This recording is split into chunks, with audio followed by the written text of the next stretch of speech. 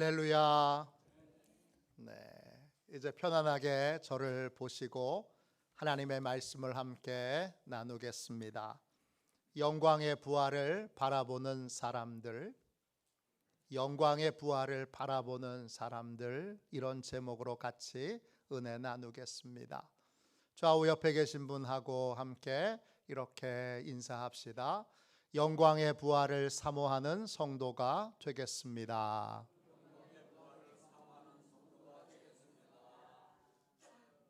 오늘 함께 읽은 말씀에 사두개인들이 나옵니다. 사두개인들은 누구냐? 사독 제사장의 자손들입니다. 이들은 성전을 관리하는 일을 맡았는데 로마의 식민지 상태에서 로마 사람들과 적당히 타협하여 귀족처럼 부유한 생활을 하던 사람들입니다. 이들은 부활을 믿지 않습니다. 여러분은 어떻습니까? 부활을 믿습니까? 누가복음 20장 27절입니다. 부활이 없다고 주장하는 사두개인 중 어떤 이들이 와서, 사두개인들은 부활을 믿지 않았습니다. 죽으면 끝이지 뭐가 있어? 이렇게 생각했습니다. 이 땅에서 성공하고 출세하고 잘 먹고 잘 사는 게 중요하지, 죽음 이후에 뭐가 중요해?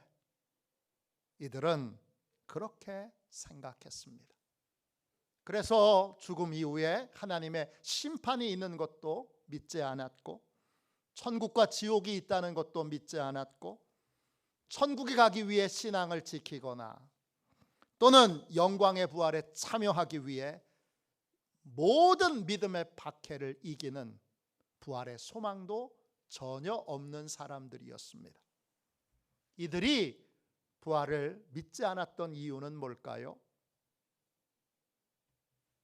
여러분 중에 혹시 부활을 믿지 않는 분이 있다면, 부활을 믿지 않는 가장 큰 이유는 거듭나지 않았기 때문입니다. 요한복음 3장 3절입니다. 진실로 진실로 내게 이르노니 사람이 거듭나지 아니하면 하나님의 나라를 볼 수 없느니라. 거듭나지 않으면 천국에 대한 소망을 가질 수 없습니다. 왜냐? 하나님의 심판에 대한 두려움으로 죽음 이후의 심판 자체를 아예 생각하지 않습니다. 여러 가지 이상한 논리로 죽음 이후엔 아무것도 없을 거야, 죽음 이후에 하나님의 심판이 있긴 뭘 있어, 그렇게 애써서 각종 이론과 이유를 들이대며 이 두 가지의 진리를 부인합니다. 그러나 부활을 믿지 않는 건 성경 전체를 믿지 않는 것입니다. 부활은 기독교 진리의 일부가 아니라 핵심이요 전부입니다. 고린도전서 15장 19절 20절입니다. 만일 그리스도 안에서 우리가 바라는 것이 다만 이 세상의 삶뿐이면 모든 사람 가운데 우리가 더욱 불쌍한 자이리라. 그러나 이제 그리스도께서 죽은 자 가운데서 다시 살아나사 잠자는 자들의 첫 열매가 되셨도다. 그리스도인 거듭난 사람은 부활을 소망하는 사람입니다. 부활은 뭐죠? 죽었다가 다시 살아나서 영원히 죽지 않는 것입니다. 예수님이 부활의 첫 열매로 부활하셨습니다. 그렇다면 지금 살아계십니다. 그리고 장차 우리도 다시 살아나 영원히 죽지 않는 부활에 참여하게 됩니다. 부활에는 두 종류가 있습니다. 영광의 부활과 심판의 부활입니다.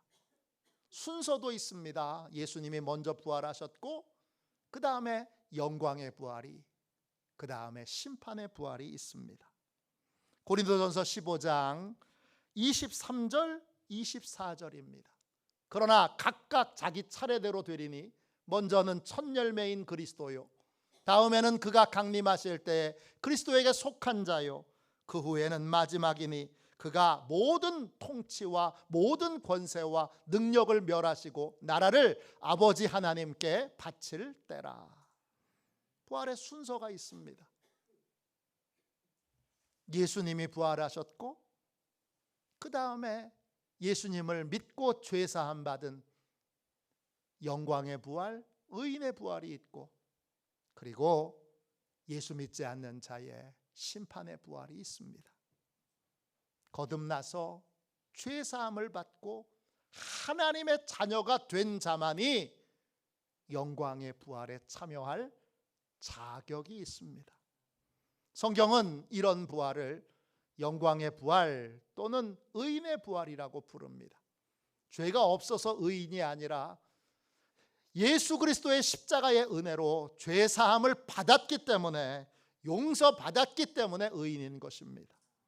이 의인들은 다 하나님의 자녀로 하나님의 집에 입양됩니다. 그리고 그들은 예수님이 주인 되신 삶을 이 땅에 살면서 주님과 동행하는 삶을 살게 됩니다. 초대교회 성도들은 영광의 부활을 믿고 영광의 부활을 사모하며 영광의 부활을 얻을 자격을 얻었다는 것에 기뻐하며 온갖 핍박과 온갖 고문을 다 이겨냈습니다. 히브리서 11장 35절 38절입니다. 여자들은 자기의 죽은 자들을 부활로 받아들이기도 하며, 또 어떤 이들은 더 좋은 부활을, 이게 영광의 부활이에요, 더 좋은 부활을 얻고자 하여 심한 고문을 받되 구차히 풀려나기를 원하지 아니하였으며, 또 어떤 이들은 조롱과 채찍질뿐 아니라 결박과 옥에 갇히는 시련도 받았으며, 돌로 치는 것과 톱으로 켜는 것과 시험과 칼로 죽임을 당하고 양과 염소의 가죽을 입고 유리하며 궁핍과 환난과 학대를 받았으니 이런 사람은 세상이 감당하지 못하느니라. 그들이 광야와 산과 동굴과 토굴에 유리하였느니라. 영광의 부활에 참여할 자격을 얻었던, 영광의 부활에 대한 분명한 믿음과 소망을 가진 사람들은 세상에서 온갖 믿음을 빼앗으려는 핍박과 조롱과 고통을 겪었습니다. 그러나 그들은 그러한 박해에도 불구하고 결코 믿음을 포기하지 않았습니다. 왜? 가장 좋은 것을 알았기 때문입니다. 가장 좋은 것을 만났기 때문입니다. 그들은 고문을 당하고 조롱과 채찍질을 당해도 옥에 가둬도 믿음을 포기하지 않았습니다. 돌에 맞고 톱으로 켜는 고문을 당해도, 각종 시험과 칼로 죽임을 당해도 믿음을 버리지 않았습니다. 삶의 터전에서 쫓겨나고 궁핍과 환난과 학대를 받아도 믿음을 포기하지 않았습니다.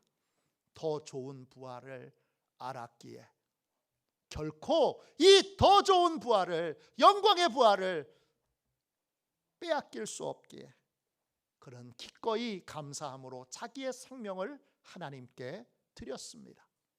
이게 기독교 신앙입니다. 오늘 본문에 나오는 사두개인들에게는 이런 믿음을 볼 수 없습니다.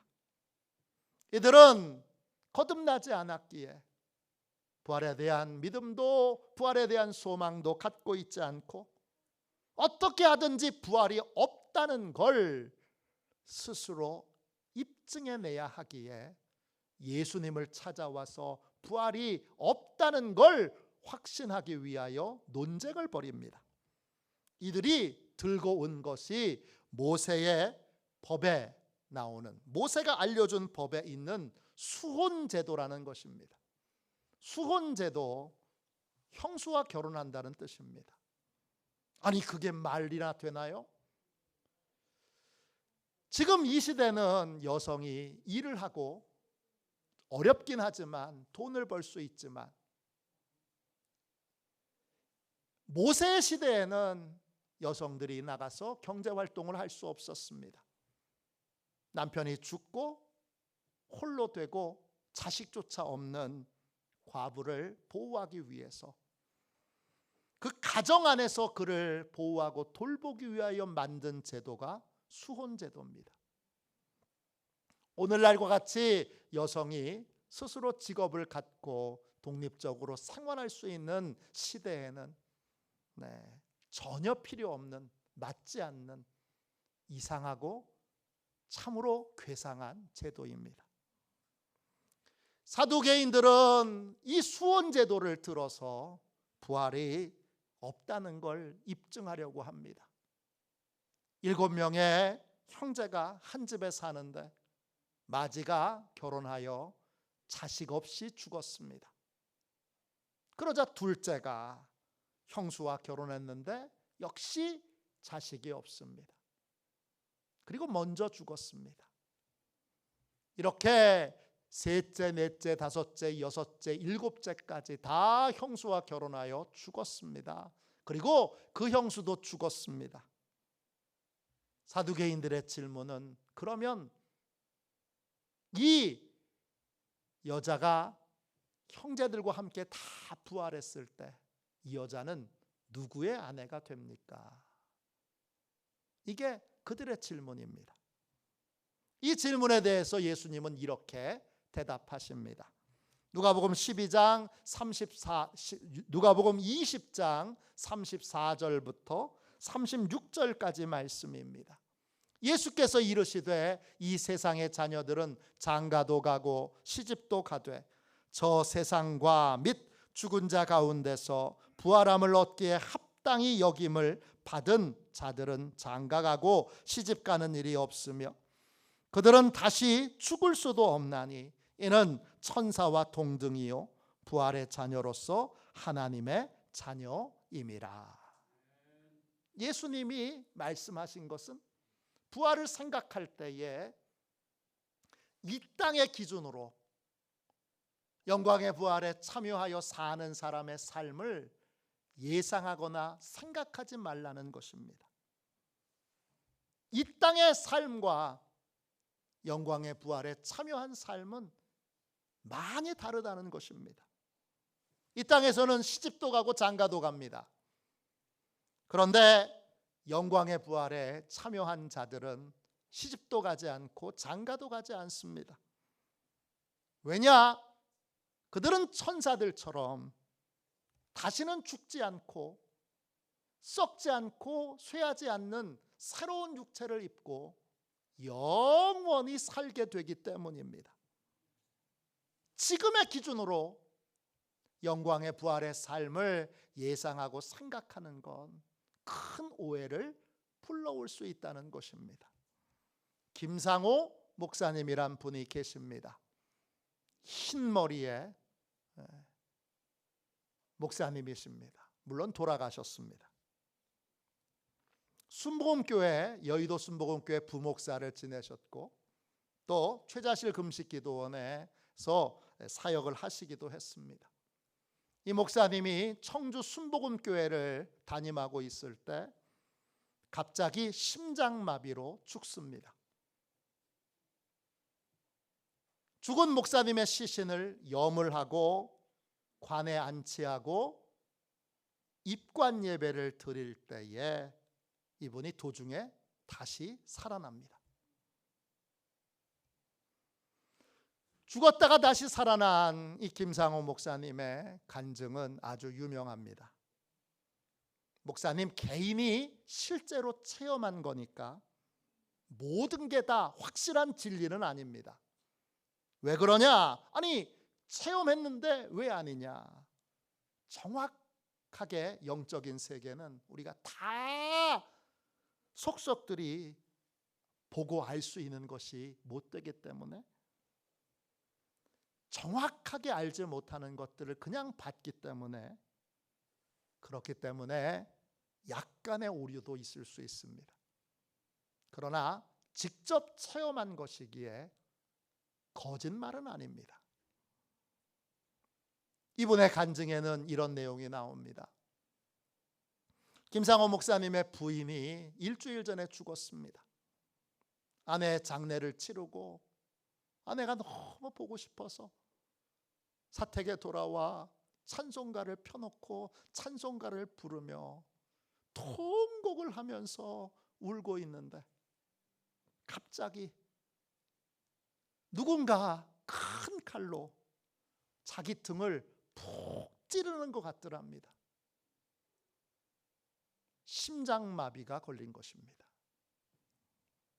심장마비로 쓰러졌는데 저 하늘에서 별이 2개가 떨어지더랍니다. 자세히 보니 2명의 천사였습니다. 하늘에서 내려온 천사가 쓰러진 자기를 일으키는데 뒤를 돌아보니 자기가 누워 있습니다. 천사에게 이렇게 묻습니다. 쓰러진 나는 누구고, 일어난 나는 누구고, 쓰러져 있는 나는 누굽니까? 천사가 이렇게 대답하더랍니다. 일어난 건 내 영이고 누워 있는 것은 내가 50년 동안 사용했던 내 몸이다. 자, 이제 진짜 집으로 돌아가자. 천사와 함께 하늘로 올려졌습니다. 무수한 별 사이를 지나 새로운 우주로 들어갔는데 그 우주는 빛나고 그리고 눈부시게 아름다운 그러한 광명한 우주였습니다. 그 우주의 커다란 성 앞으로 데려갔는데 그 성 앞에 천사들이 있고 천사들 앞에 책이 있는데 책에 이름을 확인한 다음에 그 성 안으로 들여보내쳤습니다. 성 안에 들어가자 예수님이 환한 미소를 지으며 이렇게 말씀하시더랍니다. 사랑하는 내 아들아, 잘 왔다, 환영한다. 목사님이 그곳에서 본 건 여러 가지가 많은데 한 가지 예를 들면 그곳에 생명수 강이 흐르는데 벤치가 있더래요. 거기 사람들이 막 앉아서 깔깔거리며 웃으면서 그렇게 대화를 나누고 있는데 생명수가 흐르는 강 바로 옆에는 생명나무가 있어서 벤치에 앉아가지고 손을 뻗어서 생명나무 열매를 따서 먹으니까 갑자기 그 사람의 몸에서 진한 과일 향기가 뿜어져 나오더라는 거예요. 그때 목사님이 놀라운 사실 하나를 발견했대요. 천국에는 화장실이 없더랍니다. 천국에는 쓰레기통이 없더랍니다. 음식을 천국에서도 먹는데 먹으면 변으로 나오는 것이 아니라 전부 향기가 돼서 몸에서 뿜어져 나오더라는 거예요. 예수님께서 목사님께 이렇게 물었습니다. 어디를 가보고 싶으냐? 김상호 목사님이 이렇게 대답했습니다. 일주일 전에 제 아내가 여기 왔을 텐데 아내를 보고 싶습니다. 예수님이 천사를 시켜서 김상호 목사님과 아내를 만나게 해주셨습니다. 이 땅에서 김상호 목사님의 아내는 못생긴 분이었어요. 그런데 그곳에서 만난 아내는 너무 예쁘더랍니다. 그렇게 그리운 아내를 만나게 되니까 아내를 기뻐서 얼싸 안으려고 하는데 아내가 뒷걸음을 쳐서 만지지 못하게 하더래요. 여보! 그랬는데 그 아내가 이렇게 대답하더래요. 형제여, 여보, 형제여. 그리고 이렇게 말을 이어가더래요. 형제여, 형제가 내 죽음에 너무 슬퍼하기에 내가 예수님께 간절히 구해서 이곳으로 형제를 잠시 방문하게 했습니다. 오늘 나를 보고 다시 세상으로 돌아가거든 자녀들에게 어머니가 이곳에서 행복한 삶을 살고 있다고 전해주고 다시는 슬퍼하지 말고 꼭 이곳에서 다시 만나기를 바란다고 전해주십시오. 목사님은 그 얘기를 듣고 너무 아쉬워 손이라도 잡으려고 이렇게 다가갔더니 또 뒤로 물러서서 목사님의 아내가 이렇게 말하더랍니다. 내 몸에 손을 대지 말아 주십시오. 당신은 아직 천국의 사람이 아닙니다. 예수님께서 더 늦기 전에 돌려보내라 그렇게 명령하시니까 천사들이 데리고 그리고는 내려오는데 내려올 때 보니까 지구가 오렌지만큼 작게 보이더래요. 점점점 내려와서 그 지구가 크게 보이고 입관 예배를 드리는 장소에 도착해서 천사가 누워있는 그 육체에 얼른 들어가라 그랬다는 거예요. 그런 다음에 깨어났다는 것입니다. 이 이야기에서 말씀드리고 싶은 건 오늘 주님의 말씀입니다. 주님의 말씀만이 성경 말씀만이 진리입니다. 우리의 기준으로 보면 이 땅에서 부부로 살았으니까 천국에서도 부부로 살 거라고 예상하는데 아닙니다. 형제 자매로 삽니다. 그러면 부모와 자녀도 천국에서 형제 자매로 살 가능성이 높습니다. 아버지로 만나는 게 아니라 어머니로 만나는 게 아니라 또 남편으로 만나는 게 아니라 아내로 만나는 게 아니라 형제 자매로 만날 가능성이 높습니다. 우리는 이 땅의 삶을 기준으로 부활의 영광을 누리는 삶을 생각해서는 안 됩니다. 다음 예수님은 죽음이 끝이 아님을 우리에게 명백하게 알려주십니다. 누가복음 20장 37절부터 40절까지 말씀입니다. 죽은 자가 살아난다는 것은 모세가 가시나무 떨기에 관한 글에서 주를 아브라함의 하나님이요 이삭의 하나님이요 야곱의 하나님이라 칭하였나니 하나님은 죽은 자의 하나님이 아니요 살아있는 자의 하나님이시라. 하나님에게는 모든 사람이 살아있느니라 하시니 서기관 중 어떤 이들이 말하되 선생님 잘 말씀하셨나이다 하니 그들은 아무것도 감히 더 물을 수 없음이더라. 예수님은 모세의 말을 들어서 죽음이 끝이 아니라는 걸 명백하게 알려줍니다. 하나님은 죽은 자의 하나님이 아니라 살아있는 자의 하나님입니다. 모세가 하나님을 가리켜 아브라함의 하나님, 이삭의 하나님, 야곱의 하나님이라고 부르는 건 그들이 모두 다 살아있기 때문입니다. 그들은 죽어서 영으로 살아있습니다. 그리고 장차 예수님이 재림하실 때에 그들은 영광의 부활에 참여하게 될 것입니다. 모든 인간은 죽음이 결코 끝이 아니라는 사실을 분명히 이 진리를 믿어야 합니다. 마귀와 사단에게 미혹당하지 말고 이 진실을 믿고 주님이 이 땅에 살게 하시는 모든 삶을 충실하게 진실하게 열심히 살아내야 합니다. 죽음이 끝인 줄 알고 자살을 시도하거나 또는 자살을 해서는 안 됩니다. 그게 끝이면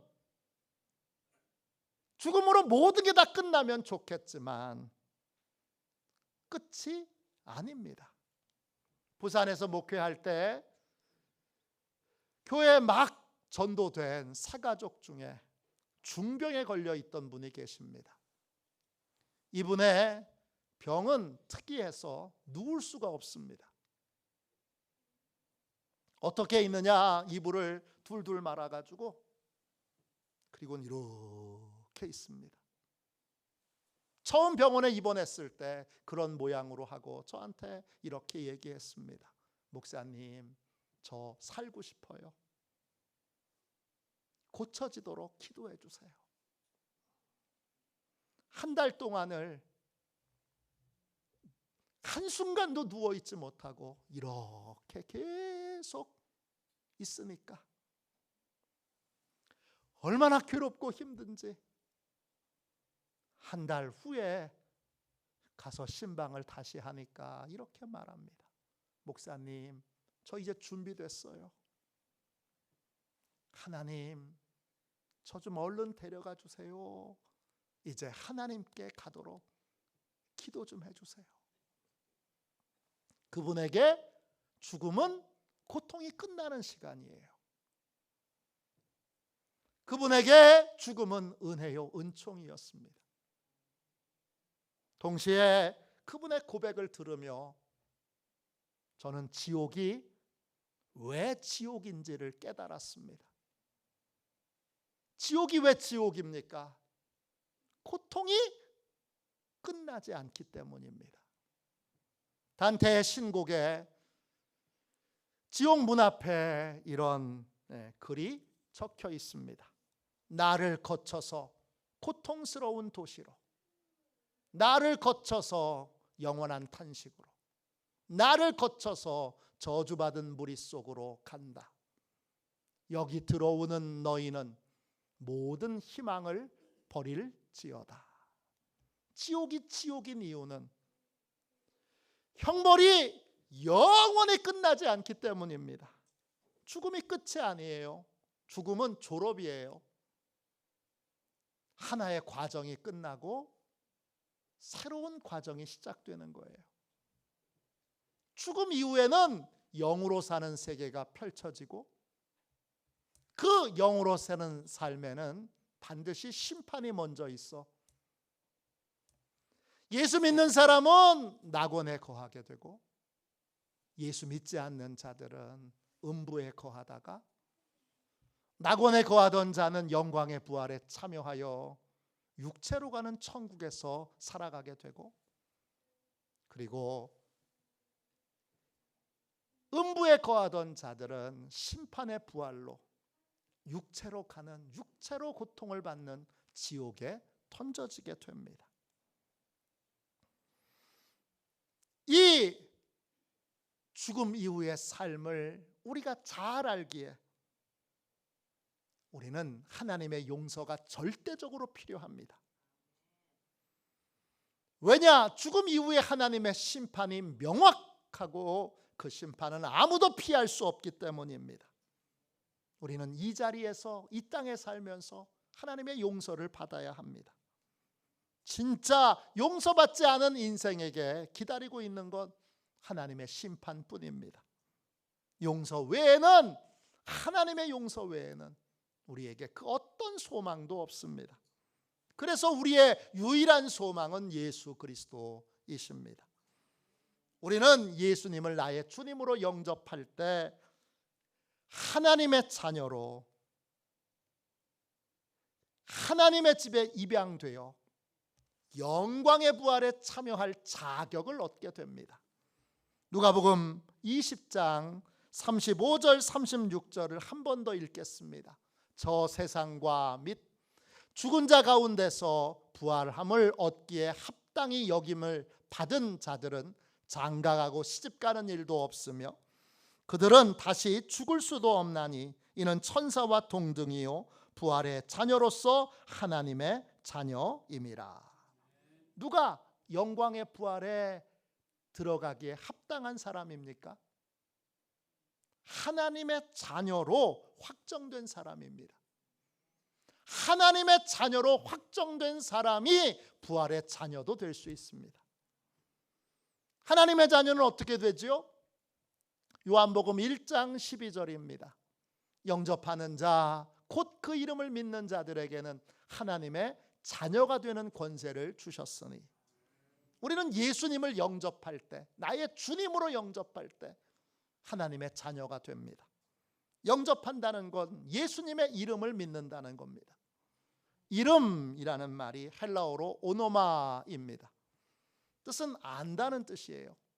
성경을 통해서 예수님이 어떤 분이신지 누구인지를 잘 알고 이해하게 된다는 것이 바로 예수의 이름이라는 뜻이에요. 믿는다는 건 뭐죠? 믿는다는 말은 헬라어로 피스티오입니다. 뜻은 신뢰한다는 거고 예수님과 신뢰의 관계를 맺는다는 거예요. 예수님을 영접한다는 건 성경을 통해서 예수님이 어떤 분이신지를 바로 알고 예수님께 믿음으로 내 인생을 맡길 수 있게 되는 거예요. 내 인생의 여정을 맡길 수 있게 되는 거예요. 내 삶의 모든 것을 맡기게 돼요. 이제 내가 주도하는 인생이 아니라 예수님이 주도하시는 인생을 살게 되는 거예요. 그렇게 될 때 하나님이 우리를 하나님의 아들, 하나님의 딸로 입양해 주시는 거예요. 하나님의 집에 양자와 양녀로 입양되는 거예요. 사랑의 하나님은 입양한 자녀들을 절대 파양하지 않으세요. 끝까지 보호하시고 끝까지 지키시고 그리고 끝까지 영광의 부활에 참여할 때까지 책임져 주세요.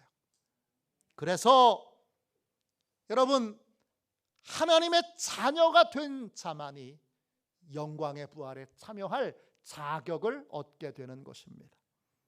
사도 바울은 영광의 부활에 참여할 자격을 얻은 자들에게 이렇게 권면합니다.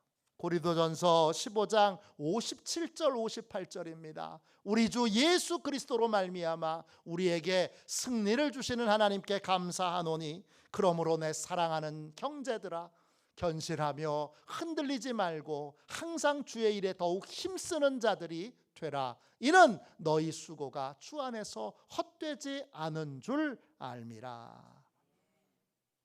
영광의 부활에 참여할 자격을 얻은 사람은 이 땅에서 믿음에 흔들리지 않고 항상 주의 일에 더욱 힘쓰는 사람이 되어야 합니다.